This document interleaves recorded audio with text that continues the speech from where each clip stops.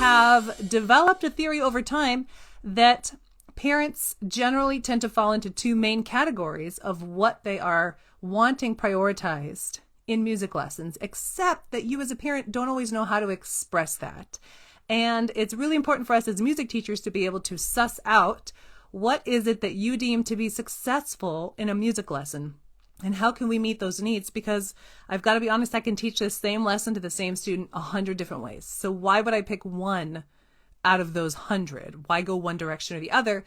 Your direction is going to make a humongous difference. So if I just go by what I want to do, I will see beauty from it. We will grow. But if it's not something you think is like checking off a box of, oh, I see my money and our time is worth this, then you might think it's not worthwhile. And it's really important that we learn how to connect with you as a parent when we're teachers and make sure you see the wins along the way and that we're making sure our goals are aligned. Well, today we are talking about a very specific category of goals, and it's the fourth goal that we talk about in our blog series this month. It's called the Therapeutic Effects of Music for Students with Special Needs. I love this topic because especially as we are now direct providers for the Step Up Scholarship in the state of Florida, we get a lot more students with special needs. There are unique abilities scholarships available here in Florida under that umbrella, and we are blessed to have some of those students. So we're seeing even more therapeutic needs for our students as teachers in Shining Star Music Academy. So I love this topic. I will have parents ask me, hey, my daughter can't do anything with her left hand. Her hand is maybe formed really tight, and she wants to play the piano, but she'll only be able to play with one hand. Is that okay? Totally. Yes. Let's find a way to teach it. I've had visually impaired students. We have students who have cerebral palsy in our academy. We have students who have a mental handicap, and we have students, gosh, I'm trying to think of all the, certainly on the spectrum. Yes, ADHD. Yes, behavioral needs. Music is therapeutic, but you have to have a teacher who is flexible and can go figure out what is it that needs that student needs. So if I have a student with cerebral palsy, I'm not going to be really pushing that we have to be perfectly on time all the time if we're hitting the drums, right? We are looking more first for the therapeutic effects. Let's learn about the music. Let's do our best. But you are going to see immense improvement in fine motor skills and mood and math and writing and communication, all because of that lesson. So our goal changes, and what is deemed a good job by that teacher at the end of the semester looks totally different than if you had a different goal or you weren't in this category. So before I get started, if anybody has questions, please share them with me. I have had a poll going this last week, and it said, would a special needs child benefit from music lessons? And I'm so excited to say it was unanimous. Everybody knew that music would be therapeutic. The only caveat that I'll say once again, we do have to have a teacher that can be flexible and meet the needs of the student, and not just walk in with an expectation that has to be met, but figure out what does the student need, work with a parent, and we create this great cohesive structure. But I want to tell you a little bit more about what the benefits are of this. Obviously, I just ran through them pretty quick, but we help students regulate their emotions by allowing them to explore expressing through an instrument. That's definitely. Another one I talked about in the blog is we adjusted the child's abilities. There are students that get really stressed out when it gets too noisy. We need to be able to speak at a certain level as a teacher. We need to be able to stay calm. We need to be able to be sensitive to that and adjust maybe the sound on the keyboard. Or maybe today we play on a totally different instrument, or we find another way to learn the material without needing the noise at the time. We also need predictable routines, and that will really help our student. So adjusting to what they need, allowing for free expression without the pressure to perform. So I will say I had a parent ask me recently, would children laugh, or would people laugh at her daughter when she sings at a performance because she has a speech issue? And I was heartbroken to hear that, because I never see that in our academy. We have so many performances throughout the year. I've never seen anything like that ever. Everyone is very supportive and excited to see what the kids are bringing to share with them. We do a lot of performances out in the community. We perform in front of the elderly at assisted living facilities.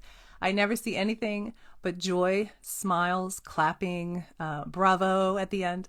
The allowing for freedom of expression without the pressure to perform could be very important to you, though. We don't have to perform in front of others to have had a successful semester. I do like my students to prepare something. They could perform for themselves. They could perform it for family at Christmas. They don't have to get up in front of others. But I do want to encourage you, if you have a child with special needs, they can perform in front of others. You will maybe want to suss out the type of environment. So I understand why that mom asked me that. I was just really sad that she had to ask me that. I would like to think our culture has come a little further than that. Number 4, adapting lessons to fit the child's mood and energy levels. So especially, well, I would say all of us have moods that need to be adapted to, don't we? So as a teacher, to be able to sense, maybe not today on this, or I can see that we need to change our route right now. We were doing fine. It's not working anymore. Let's pivot. We call that pivoting. And we have to do that with age 5, 6, 7. So it's really not that different when we work with a child with special needs. We have to learn those skills to work with young children as well. And they're very similar, I promise. So just being flexible, paying attention, always have something cool in my pocket ready to pivot, something like songwriting, or maybe just improvising on the instrument, or hey, check out this note name game that I have, or let's listen to a minute of your favorite song and just bang on the drums, however you want to do it. There are lots of benefits I talked about. You'll see immediate joy and engagement. I met with a mom recently whose son is he's on the spectrum solidly. And he sat with me online for quite a while, and we explored the drums together. He was a blast to teach. He was a great listener.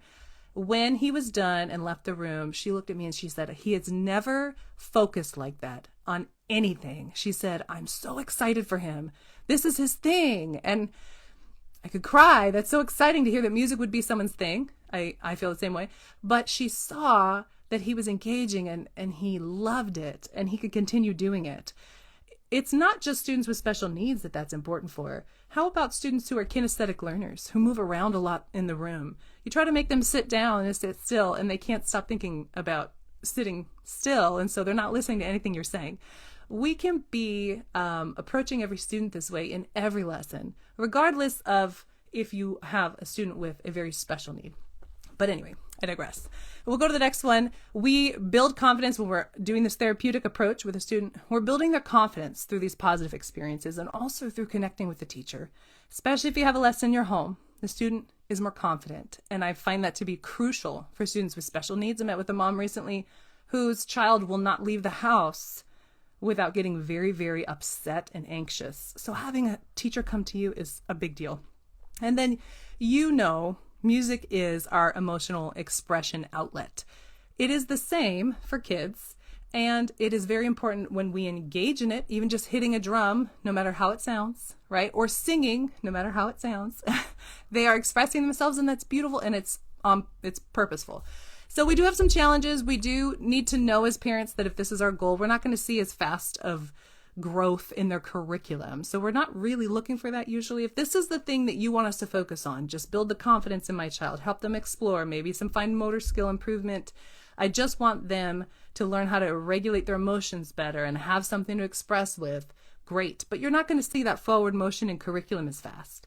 If you're really focused on, I want to see them go from book to book. I want to see them passing the assessments with flying colors in the spring. That is a very different roadmap that we would create as a teacher, right? We don't have as much time maybe to just explore or to go with the need of the student on any given day and be super flexible.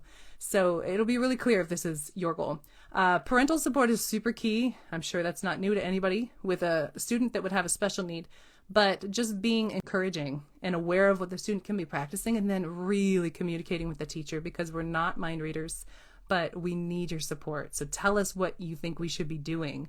And then we do need flexibility in knowing if the goal is them feeling confident, we might need to just be flexible. Maybe we don't use the book for a while. Maybe that's just not the right thing.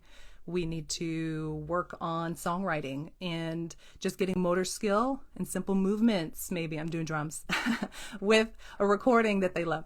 So if you have a question, please send it to me. I'm sharing some experiences and questions parents have asked me, certainly if I'm not getting them from you here. But we are talking about students with special needs and what would a lesson plan look like for this? What are the pros and cons of having a lesson with us, certainly, that is focused on a student that needs therapeutic effects in music? We're giving up something in order to meet this goal, which is confidence, expression, emotional regulation, meeting them where they're at with whatever physical needs they have or mental needs they have, and just adjusting to them in order to build that confidence and learning the instrument. And we're going to give up really that pushing forward, unless you want that. You have that, but that's your prerogative as a parent. You get to pick. We at Shining Star Music Academy only have teachers that are flexible, that are willing to look at what does the parent want, what does the child, what can they do, and how can I facilitate that and communicate with the parents. We teach lots of instruments. We come to your house or we teach online. We're direct providers with Step Up Scholarship for students in the state of Florida. And we are focused on helping our students love music and express themselves. We're all musicians. We love the discipline. Most of our students aren't going to be musicians like us for a lifetime, and that's okay. But if you as the parent know how you can be communicating with your teacher, the great thing is you will find more success in your music lessons, whether you're with us or anyone else. So if you have a moment, check out the blog that I just put up today. It's shiningstarmusicacademy.com/blog. That's simple. And there's a 4-week, what do we call that, series of blogs. Today was the last one where I talk about the 4 basic breakdowns of what parents seem to want, and then what are you getting better if you have that goal? Like what is the great thing about that goal? But then what are you also giving up, because there's only 30 minutes or 45 minutes or 60 minutes in a lesson. We can't do everything. So just knowing it will empower you. You can check those out, and if you have questions, email me, text, call. Our phone number is 352-519-3999, and you can find us at www.shiningstarmusicacademy.com. I am so looking forward to helping you with any of the questions you have. I love talking with parents. I've talked with thousands of parents. I would love for you to stump me. Somebody send me a question or call and ask a question that I don't know the answer to or have never ever dealt with. Would love to hear it. I hope that you are enjoying your lessons with us if you're students, and have a wonderful weekend and Thanksgiving.